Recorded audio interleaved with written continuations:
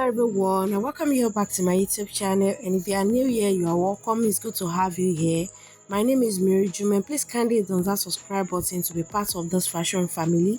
So in today's tutorial, we'll be learning how to make this beautiful backless cowl neck top. You can see how beautiful this is looking, and trust me, it is very easy to achieve. And if this is something you are interested in learning, please kindly watch the video till the end and let's get started.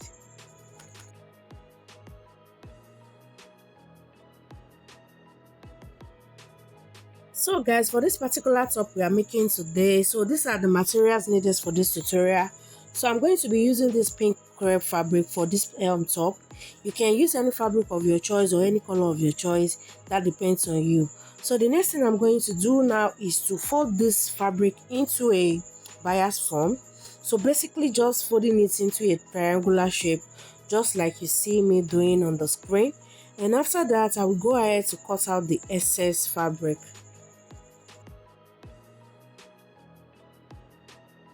So guys, the next step will be to determine the midpoint of my fabric. So I'm going to take the full measurement of what I have here. So after taking that, I'm going to divide what I get into 2 equal parts. So just to find the center of it, and after that, I'm going to indicate that on my fabric. So just like this. So from that midpoint, I will be placing my shoulder measurement divided by 2 plus 1 inch for stitching allowance. So the top part will serve as my chest line, as you can see. So after taking that on this side, so I will go ahead and take the same measurement on the other side as well. So that will be my shoulder measurement divided by 2 plus an extra 1 inch allowance for stitching. So just note that. So the next thing will be to take the length of my top. So I'm starting from 6 inches above because the upper part will have a strap, and then I'll be measuring the full length of my top, which will be 17 inches, and I will take the midpoint of that after marking that on the other side as well. So from that midpoint I marked earlier, so I'll be taking my measurements like this. So what I'm going to measure here is my shoulder to my bust line.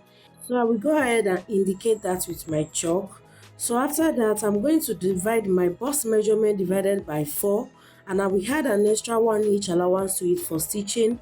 And after that, I'm going ahead to mark it down, and after taking that on this side, I will take the same measurement on the other side as well.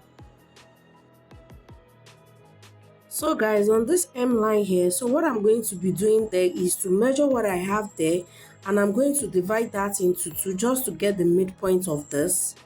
So after noting that down, so the next thing I'm going to do now is to transfer my shoulder measurement and mark at the chest line. So I'm going to be transferring my shoulder measurement there. So and I will add an extra 1 inch allowance to it as well. So after noting that down on the other side as well, I'm going to take the same measurement. So after noting that down, so what I'm going to do next is to connect my point together with a ruler. So guys, after connecting all my points together like so, the next thing I'm going to do now is to cut out my fabric. So after cutting it out, this is what it's looking like, and I've went ahead to cut out the strap. It is in 29 inches long and 1.5 inches wide. So I cut that off camera. So I'm just going to be showing you guys how to fold it in when stitching. So this is exactly how you are going to be folding it in. So when you want to sew, so you are going to sew it all around like so. So I went ahead to sew it off camera, and this is how it's looking like after sewing. So the next step would be to join the side together, to join the side of my top together. So I'll go ahead now and pin it down with my pin. So after pinning the both sides down, so the next thing I'm going to do is to pass in my rope like so. You can see how I'm placing it. So just place it at the edge of the top part. So after placing it correctly, so the next thing is to pin it down, so just to secure it down when sewing, okay?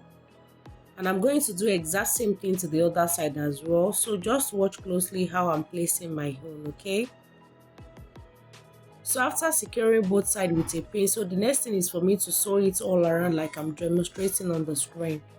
So guys, this is what I have after sewing. So the next thing is for me to turn it over to the right side, and you can see how beautiful this is looking already. This is so easy to achieve, as you can see. So the next thing is for me to put a band on the waist area.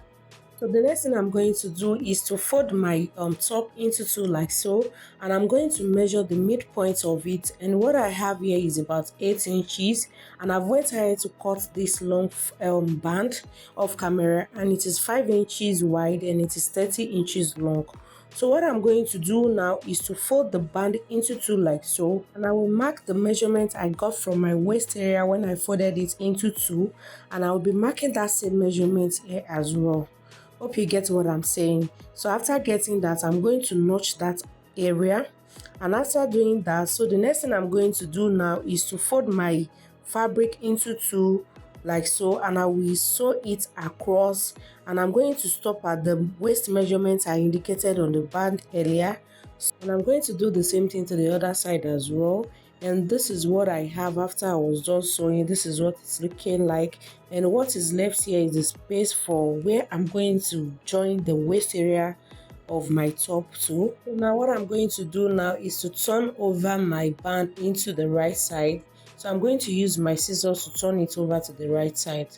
So after turning it over to the right side, so the next thing I'm going to do now is to bring in my top.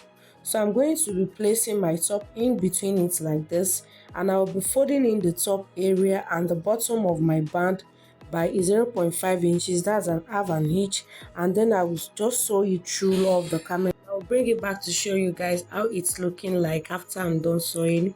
So this is what I have after I was done sewing it with my sewing machine, and you can see how beautiful and neat this turned out. This was so easy to make, and what I'm going to do next is to put it on my mannequin, and this is what it's looking like on my mannequin, and you can see how beautiful this is looking. So if you haven't subscribed to this channel, please kindly hit on that subscribe button, turn on your notification bell to always get notified anytime I upload a new video, and don't forget to hit on that like button, share this video, and I'm going to see you in my next one. Bye guys.